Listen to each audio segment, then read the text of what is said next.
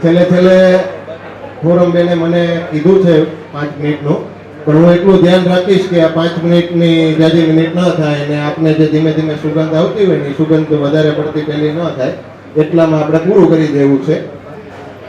સામાન્ય ઘણી બધી વાત અહીંયા જે વક્તાઓ હતા એમણે કરી, નરેન્દ્રભાઈ વાઘેરે કરી, જનકભાઈ સાવલિયા જે આપણી વચ્ચે ઉપસ્થિત હતા એમણે કરી, ચેતનભાઈએ કરી, ઘણી બધી વાતો થઈ ગઈ છે. મારે કંઈ લાંબુ એમાં ઉમેરવું નથી કે લાંબી કોઈ બીજી વાત પણ નથી કરવી, પણ મારે ખાલી નોર્મલ અમુક 2-3 ટકોર કરવી છે ને એક મારે સામાન્ય કિસ્સો કેવો છે બસ એટલાથી કેવું છે ને વાત મારી પૂરી કરવી છે, એટલે બહુ લાંબુ ખેંચવું પણ નથી.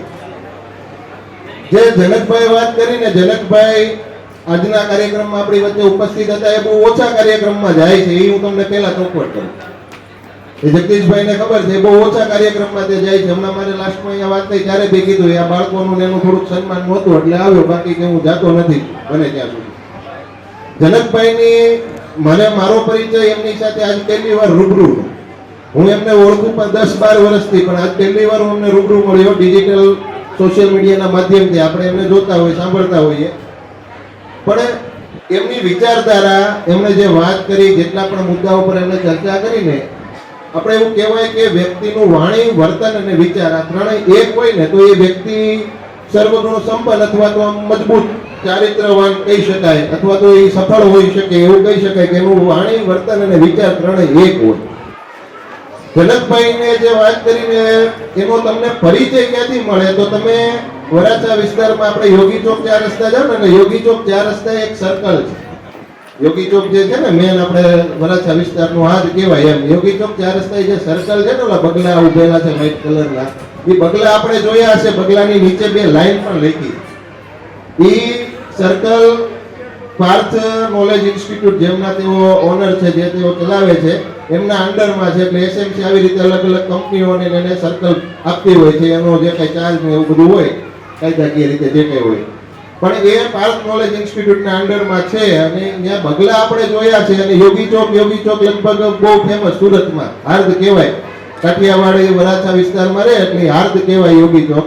પણ એ યોગી ચોક 4 રસ્તાએ ક્યારેક ઊંચી નજર ને નીચી નજર કરશો ને એટલે તમને ત્યાં એક લાઈન લખેલી દેખાશે, જે એમણે વાત કરીને એનું વાણી, વર્તન અને વિચાર સિદ્ધ કરે છે કે સવાલ ઉપજાવે ને એ શિક્ષણ. સાચું શિક્ષણ શું? તો જે સવાલનું નિર્માણ કરે, કોઈ પણ બાળકની અંદર કે કોઈ પણ વિદ્યાર્થીની અંદર સવાલનું નિર્માણ કરે ને એને સાચું શિક્ષણ કહેવાય. એમણે એમ કીધું કે ભાઈ મને ઘણા વર્ષો શિક્ષક તરીકે કામ કર્યા બાદ એવું લાગ્યું કે મારે અમુક વસ્તુ જે છે, મને સવાલો થયા મારી અંદરથી કે ભાઈ આમાં એટલા પ્રશ્નો છે, આમાં એટલી સમસ્યા છે, આમાં તો કંઈક ને કંઈક પ્રોબ્લેમ છે. એ સવાલ એમને જાતે થયા, એમનું એ વર્તન, એમનું વાણી મારી દેખાય કે સવાલનું સર્જન થાય ને તો સાચા શિક્ષણનું સર્જન થાય. જો તમને કોઈ પણ વાત સાંભળીને કંઈક નવું શીખતા હોય ત્યારે અંદરથી સવાલ ઊભા નથી થતા, એનો મતલબ એમ છે કે એ બાઉન્સ ગયો છે બોલ, એ આપણી અંદર આવ્યો નથી.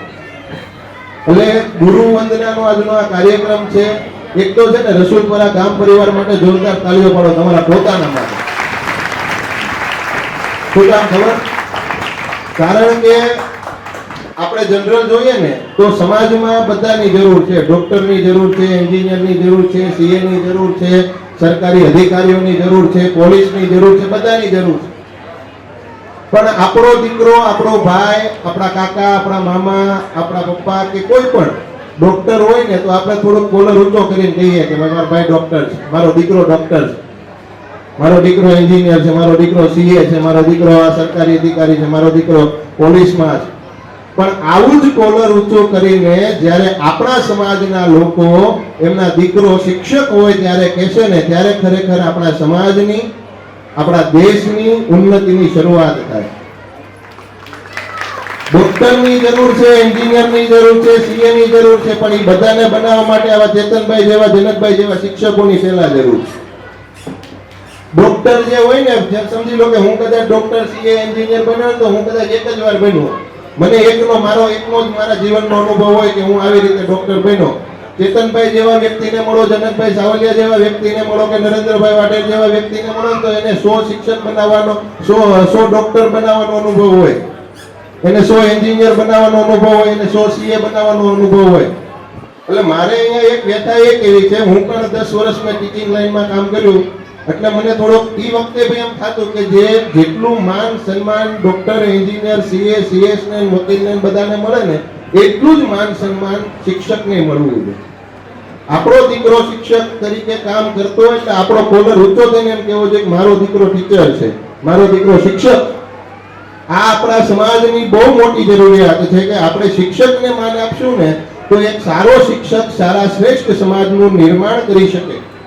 ચાણક્યને આપણે બધા ચાણક્યની ઘણીવાર ફેસબુકમાં ને એમાં ઇન્સ્ટાગ્રામમાં આવતું હોય, આ ઉપર કોટ લખ્યો હોય કંઈ પણ, અને નીચે લખ્યું હોય ચાણક્ય નીતિ, ચાણક્ય. એ ચાણક્યની વાત કરીએ તો ચાણક્ય એ એક સામાન્ય શિક્ષકમાં ખરેખર શું તાકાત છે? ચાણક્ય એવું કહેતા કે એક શિક્ષક કભી સાધાरण नहीं हो सकता, शिक्षक कभी साधारण नहीं होता, प्रलय और निर्माण उसकी गोद में पलते हैं. जो शिक्षक ધારે તો સમાજને સાચા રસ્તે, સાચી દિશામાં, સારા વ્યક્તિત્વ અને સમાજનું નિર્માણ કરી શકે, અને જો એક શિક્ષક ધારે તો સમાજનું પતન પણ થઈ શકે. પણ ચાણક્ય જેવા અહીંયા આપણી વચ્ચે આજે જે ગુરુવંદનામાં જેટલા પણ શિક્ષકોનું આપણે સન્માન કર્યું, જે મહેમાન આપણી વચ્ચે ગુરુવંદનામાં હાજર હતા ગુરુઓ, એવા શિક્ષકો હોય તો શ્રેષ્ઠ સમાજનું નિર્માણ થાય, શ્રેષ્ઠ સમાજ, શ્રેષ્ઠ પરિવાર, શ્રેષ્ઠ કુટુંબનું નિર્માણ થઈ શકે. ચાણક્યએ એક સામાન્ય પરિવાર, ગરીબ પરિવારનો ચંદ્રગુપ્તને લઈને ધનાધન જે મગધ સામ્રાજ્ય બહુ વર્ષો જૂનું અને મજબૂત સામ્રાજ્યને હચમચાવી નાખ્યું, અને એક સામાન્ય ચંદ્રગુપ્તને જો આ ચાણક્ય જેવો શિક્ષક મળે ને તો ધનાનંદ જેવા રાજાને, મગધ જેવા મજબૂત સામ્રાજ્યના પાયા પણ ઉખેડીને ફેંકી શકે. આ ગુરુમાં, શિક્ષકમાં આટલી તાકાત. પણ હવે આ શિક્ષકો તો એનું કામ કરે છે. હવે મારી આ છેલ્લી વાત મારે કરવી છે, બહુ અગત્યની છે, ધ્યાન આપવું.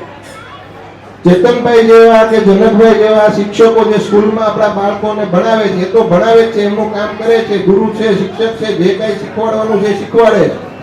પણ આપણે માતા પિતા તરીકે, દાદા દાદી તરીકે, મોટા ભાઈ બહેન તરીકે આપણે આપણા ભાઈનું, આપણા દીકરાનું, આપણા પુત્ર પૌત્રીના ગુરુ અને મિત્ર બનવાની બહુ ખાસી જરૂર છે આપણા જગ્યાએ, આપણા સમાજમાં.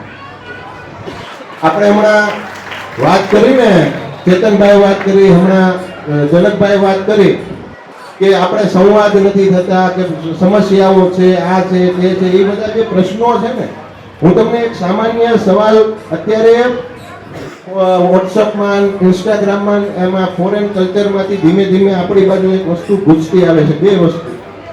એક છે મી ટાઈમ, જે નાના બાળકો હોય ને, મી ટાઈમ, મારો સમય, મારો પ્રાઇવેટ સમય. એમ હમણાં ચેતનભાઈએ કીધું ને, એમ બધા પોતપોતાની રીતે એકલા પોતાનો પ્રાઇવેટ સમય આપવો હોય, બાળકો એની રીતે ફોન જોતા હોય કે ટીવી જોતા હોય, એને સમય આપવાનો નથી. મી ટાઈમ, મારો સમય. અને બીજો એ બાળકો માટે છે, શું ખબર? માય પ્રાઇવેટ સ્પેસ, મારી અંગત જગ્યા. પ્રાઇવેટ સ્પેસ નો મતલબ સીધી ભાષામાં એવું કહી શકાય કે મારી અંગત જગ્યા. અંગત જગ્યા એટલે હું જ્યાં બેઠો છું, મારી ચેર, મારો બેડ, મારું ટેબલ, મારો ફોન ની વાત નથી કરતો. મારા જીવનની અંદર તમારે દખલગીરી કરવી નહીં. આનો સીધો ગુજરાતીમાં શબ્દ, આનું ભાષાંતર થાય કે મારા જીવનની અંદર મારો પ્રાઇવેટ સ્પેસ છે, મારું જીવન મારી પ્રાઇવેટ સ્પેસ છે, મારી અંગત જગ્યા છે, જ્યાં તમારે દખલગીરી નહીં કરવાની. એટલે અત્યારે જે સમાજની અંદર અમુક બનાવો બને, બાળકો સુસાઇડ તરફ વળી જાય. 10મા ધોરણની અંદર વચમાં થોડાક વર્ષો પહેલા ચેતનભાઈ એક કિસ્સો હતો, 91% હતા, સોરી 90% હતા ને 91-92 એનો ટાર્ગેટ હતો. 2% ઓછા હતા ને એને સુસાઇડ કરી લીધું. અને 90% અહીંયા 3-4 જણા ભેગા થાય તો એને આવતા ઘણા. 90% 92% નહોતા ને 90 હતા ને તો એને સુસાઇડ કરી લીધો. પણ આ ક્યારે ઘટના અટકે? મેં કીધું ને, બોલી અંગત જે જગ્યા છે ને આપણા બાળકોની, એ અંગત જગ્યામાં તમે ક્યારે પ્રવેશ કરી શકો? આપને એમ થાય કે આ અંગત જગ્યાની વાત કરે છે આ ભાઈ, કે પ્રાઇવેટ સ્પેસની અંદર આપણા બાળકોના અંગત જીવનની અંદર, જેમ હમણાં સાહેબે વાત કરી કે 9મા ધોરણનો વિદ્યાર્થી આવ્યો અને હાથમાં એક જગ્યા નહોતી કે જ્યાં ઇન્જેક્શન મારી શકાય, એટલા બધે હદે ડ્રગ્સ. આપને ક્યારે આપને એમ થાય કે આટલી બધી હદે પહોંચ્યા પછી મા બાપને ખબર પડી? એટલે અહીંયા એક વિચારવા જેવી છે કે જેની પ્રાઇવેટ સ્પેસ છે ને એમાં આપણે ઘૂસવું પડશે, આપણે જવું પડશે. તેના માટે જવા માટે શું કરવાનું? તમે એને એમ કહેશો કે જે કરી મને સવારથી સાંજ સુધીનો રાતે રિપોર્ટ આપજો. આપશે? લાગે છે તમને? બસ 2 જ મિનિટ છેલ્લી લેવી છે, પછી ભોજન તરફ જવું છે. મને જવાબ આપો. આપણે આપણા બાળકોને 12 વર્ષ 15 વર્ષ 16 17 વર્ષના બાળકો હોય, તમે એને સવારે એમ કહી દો મને રોજ રાતે તારે આખા દિવસનો રિપોર્ટ આપવાનો, આપશે? એવી રીતે કડક થઈને તમે કહેશો તો આપશે? તો એની અંદર આપણે જવું છે, એની અંગત વાતો જાણવી છે, એ શું કરે છે, એના જીવનમાં શું ચાલે છે. ખાસ જે 15 વર્ષથી 25 વર્ષના જેના બાળકો હોય એના માટે બહુ અગત્યનું છે. આપણે જો જાણવું હોય ને તો આપણે એના પ્રાઇવેટ સ્પેસમાં જવા માટે આપણે એના મિત્ર બનવું પડશે. તમે એના મા બાપ બનીને ક્યારેય અંદર નહીં આવી શકો. એની બેનપણીને, એના મિત્રને, એના ભાઈબંધને ખબર હશે ને એટલી તમને નહીં ખબર.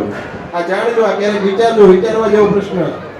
આ વાત મોટી ઊંચી નથી. આ બહુ સામાન્ય આપણા ઘરની જ વાત છે. આપણા 16 વર્ષ 17 વર્ષના દીકરા કે દીકરીના મિત્રને એના વિશે ખબર હશે એટલી તમને નહીં ખબર.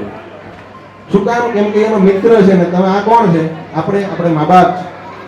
આપણે પેલા જોક્સ જેવું થાય, પેલા છોકરો એક્ઝામનું રિઝલ્ટ આવે ને એના 3 દિવસ પહેલા એના પપ્પા એને કહે કે જો તારા રિઝલ્ટમાં 0 આવે ને તું નાપાસ થા તો તું મને પપ્પા કહેતો નહીં. 3 દિવસ પછી ઓલો છોકરો આવે અંદર અને એના પપ્પા પૂછે શું આવ્યું રિઝલ્ટ? એ કે મગન મારા ભાગમાં તને પપ્પા કહેવાનું નથી. સમજ્યા? એ કે મગન મારા ભાગમાં તને પપ્પા કહેવાનું નથી. એટલે આપણે મા બાપ કરતા મિત્ર બનીએ ને તો વધારે સરળતાથી આપણે એમના જીવનમાં, એમની અંગત વાતોમાં, હું તમને ગેરંટી આપું, તમે ખાલી 2 મહિનો ટ્રાય કરજો. તમે એના મિત્ર બનવાની કોશિશ કરો. 15 16 17 18 20 વર્ષના બાળકો, દીકરો હોય કે દીકરી, તમને એનો ફોન પર છૂટો ડાયરેક્ટ આપી દેશે. તમને એની બધી વાતો બતાવશે કે આજે કોલેજમાં અમે હતા, કોલેજમાં આવી રીતે આ લેક્ચર હતો, આવું ફંક્શન હતું, આ હતું, અમે આ મૂવી જોવા ગયા, બધી વાત કરશે. પણ મિત્ર બનવું પડશે. શરૂઆત એના પ્રાઇવેટ સ્પેસમાં જવા માટે આપણે મિત્ર બનવું પડશે. મિત્ર બનીશું ને તો આ બધા ઘટનાઓ, ઓલું ઘણીવાર કહે ને કે અમુક ઘણી ઘટનાઓ ઘટે પછી કે ઘરેથી પ્રેમ ન મળતો હોય ને એટલે બહાર પ્રેમ શોધવા જાય. એટલે એ પ્રેમ આપણે શરૂઆત આપણે આપવાથી કરવી પડશે. આપણે એમ માની લેવી કે એમને આપણે કપડાં લઈ દઈએ છીએ, એમને મોબાઈલ લઈ દઈએ છીએ, એને આપણે સ્કૂલની કોલેજની ફી ભરી દઈએ છીએ, એને ક્યાંક ફરવા જવું હોય, સ્કૂલની પિકનિકમાં જવું હોય તો જવા દઈએ છીએ, ક્યાંક મિત્રો ફ્રેન્ડ્સ ભેગું મૂવી જોવા જવું હોય તો જવા દઈએ છીએ. એટલાથી આપણી ફરજ પૂરી થાય છે. તો એ તમે ખાલી તમારો વ્યવહાર પૂરો કરો છો. એના મિત્ર બનવું હોય તો એની સાથે ચર્ચા કરવી પડશે. સવાલ કરવા કરતા સંવાદ કરવો પડશે. સવાલ કરીએ છે ને ત્યાં તકલીફ પડે, સામે જવાબ ના આવે. કેમ કે સવાલ તીરની જેમ વાગે, અને વાગે ને એટલે દુખે. સવાલ કરવા કરતા સંવાદ કરીએ એટલે પૂછીએ કે આજે કોલેજમાં શું કરાયું. આપણે એટલા હરખથી પૂછીએ તો સામે એને હરખ આવે જવાબ દેવા કે આજ કોલેજમાં શું કરાયું, શું લેક્ચર હતું. હવે ભલે હું અભણ છું, મારો દીકરો કોલેજમાં હોય, એ મને એમ કે બાપા આજે બાયોલોજીનો લેક્ચર હતો ને એમાં આવું કરાયું. મને ભલે 0% ખબર પડે પણ હું જાણવાની તો કોશિશ કરું કે દીકરા એમાં શું આવે. તમે જાણવાની કોશિશ કરશો તો એને કહેવાનો ઇન્ટરેસ્ટ. પહેલા દિવસે તમે ટ્રાય કરશો, તમને એમ થશે આ ભાઈ કહેતા હતા પણ થયું નહીં, કીધું નહીં. પણ એક દિવસમાં નહીં કે એટલા વર્ષોની પેલી એક દિવાલ છે ને, દિવાલને તોડતા વાર લાગશે. ધીમે ધીમે એક ઈંટ હટાવવાની. આમાં હથોડો લઈને દિવાલ પાડવા ન જવાય. ડાયરેક્ટ હથોડો લઈને દિવાલ પાડવા ન જવાય. એક ઈંટ હટાવે, ધીરે ધીરે શરૂઆત કરે. બસ આટલી મારે વાત કરવી છે. આ બહુ અગત્યના મુદ્દાઓ છે. આ ખરેખર એક પ્રયોગ કરવા જેવો છે. આપણે આપણા ઘરે આ પ્રયોગ કરીએ. આપણે છે ને માતા પિતા બનવા કરતા મિત્ર બનવાથી શરૂઆત કરીએ તો ઘણા બધા પ્રશ્નો સમાજે નિવડમ થઈ જાય. અસ્તુ. ભારત માતા કી જય. અને આજે આ રસોઈપરા ગામ પરિવારમાં મને બોલાવ્યો એ બદલ ખૂબ ખૂબ આભાર. અને તમે શાંતિથી સાંભળો એમ સમયમાં કે જ્યારે ભોજન તૈયાર હોય, પાસ વિતરણ થઈ ગયા હોય ત્યારે તમે સાંભળો એ બહુ સારી વાત છે. તમારા ધીરજને પણ સલામ છે. થેન્ક યુ, ધન્યવાદ.